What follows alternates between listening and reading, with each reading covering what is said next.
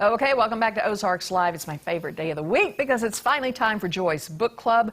This is Emily Alexander of the Springfield Greene County Library. It's great to see you. It's great to see you. All right, you have a couple of, I guess you'd call them young adult reader type books. Yes. But I think, frankly, these would be great for anybody. And the first one is a spooky one. Yes. Tell me about that. I have a middle grade novel. It is called The Girl in the Locked Room, and it is by Mary Downing Hahn.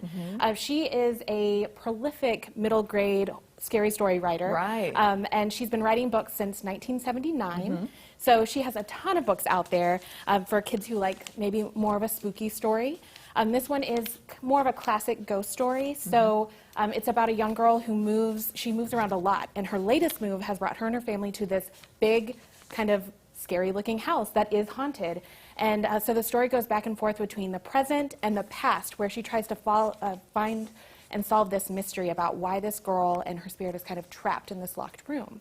And so it's a great story. Very intriguing Yes. to me, for sure. All right, The Girl in the Locked Room sounds like a winner. What's the next one? The next one is called The Last Witness, and it is a new book by Claire McFall. It was just out this past winter, and it is set in over in Europe and Scotland.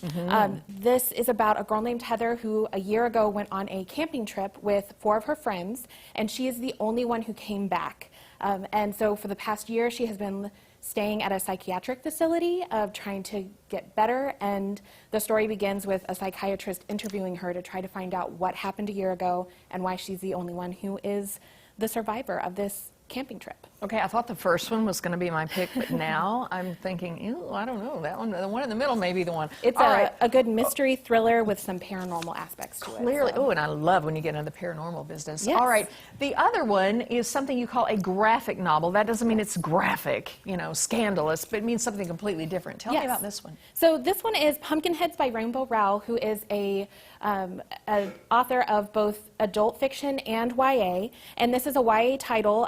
The graphic novel part is that she collaborated with an illustrator, so the entire book is kind of like an extended comic book. Yeah. So it's illustrations and words together, and it follows these 2 best friends who have for the last few seasons have worked in a pumpkin patch during the fall time, and this is going to be their last season before they finish their senior year and graduate and go on to college. So it's the last night of their last season of working in the pumpkin patch, and so these 2 best friends, the outgoing girl decides that she is going to kind of take her best friend on this adventure through the pumpkin patch so that he can confess to his crush from the whole season long.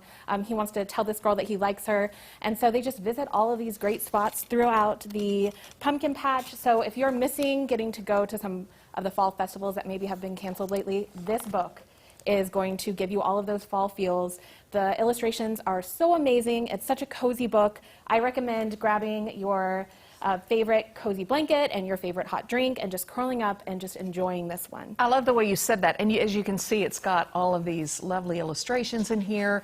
Really tells a story with the pictures. The characters sound intriguing. Yes. Love this one. Love it. It probably wouldn't take you too long to get through this one either. It does not. You got a podcast you want to talk about. Yes, so the Library District, we have been working on a podcast project where we recommend books to teens and young adults.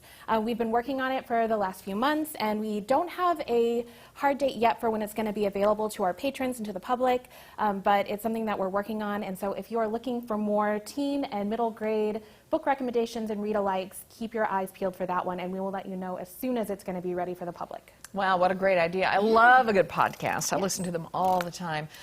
Tell everybody real quick the library's website, because, you know, you can get all sorts of audio books and downloads, and you can put books on reserve. Yes. What is it? If you go to thelibrary.org, you can look at all of our ebooks, audio books, our digital stuff, as well as our print copies that you can put on hold and request to be brought to any of the branches that are in our district. So wherever you go, we can bring the books to you. That's the best thing ever. Emily, thank you so much for joining us today for Book Club. All 3 winners this week. Okay, up next, Jeremy pays a visit to Chateau on the Lake to see what the resort has to offer, and we'll be right back.